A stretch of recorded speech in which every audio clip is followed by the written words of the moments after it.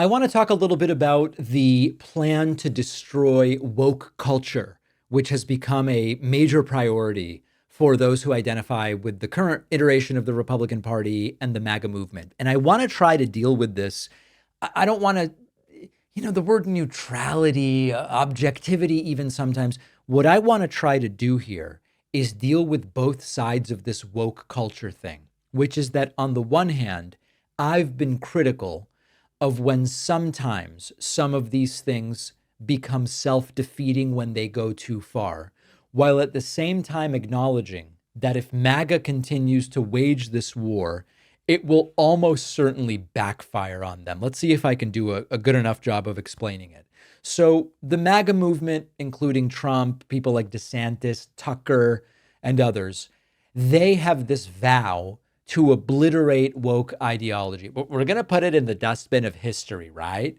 It's a potent rallying cry that certainly fires up the MAGA base. The biggest applause lines at Trump's final campaign speeches, where he would do the anti-trans stuff and the anti-gay stuff, and they would just love it.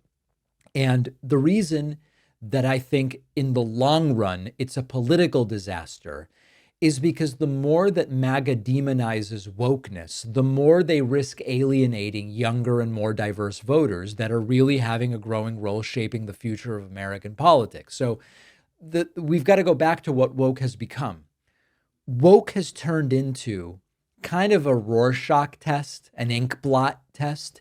Some say, oh, woke is we believe that we need equality and social justice.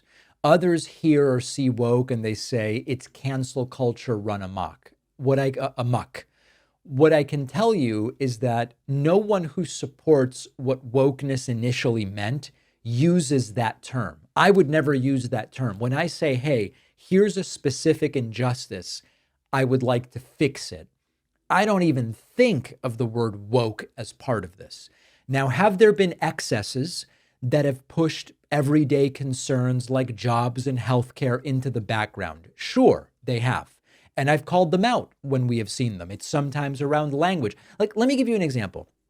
As a Latino person myself, the whole Latinx thing, okay, doesn't make any sense. As a Latino person myself, like most Latino people, I don't like it. I don't think it helps anything. I think it's been imposed in a lot of ways by disproportionately white folks who just say, hey, this is what we're going to do. I think it's a waste of time. I don't use it. It's just, I actually had an event that I hosted where it was on the script and I said, listen, I'm just not doing Latinx. Okay. I'm just not doing it. And they said, all right, don't do it. Is that an example of an excess? Sure. But is it a huge deal in the grand scheme of things? Not really. It almost feels like I'm spending too much time even describing it right now.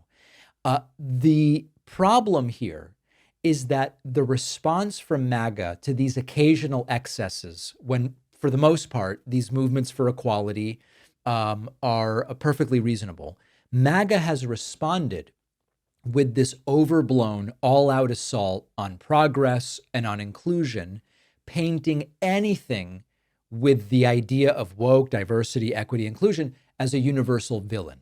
And in reactionary strongholds, hammering on this woke stuff scores points with an older, mostly white voter base, people unsettled by a more diverse country. But millennials don't have the same perspective. Gen Z doesn't have the same perspective. In fact, when you look at the values, 61% of Americans under 30 believe the country needs to do more to tackle inequality. They don't like the excesses. They might not identify with the word woke, but they mostly agree with the idea here, supporting LGBTQ rights, climate action, a lot of this stuff that the anti-woke movement is against. And if MAGA commits to a long-term attack on this, it is a way of telling younger voters your priorities are irrelevant. Now, if they were providing economic solutions while they attacked woke, then maybe they would have something coherent.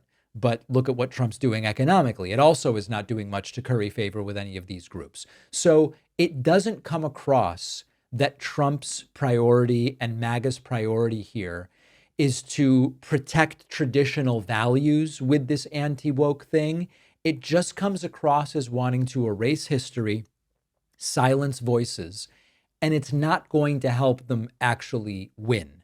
Now, then you've got corporate America. Corporate America is also going two different ways. You've got those who are embracing diversity and inclusion. You've got those who are announcing we are doing away with our DEI policies. This also sets up a potential clash. We saw the DeSantis clash with Disney.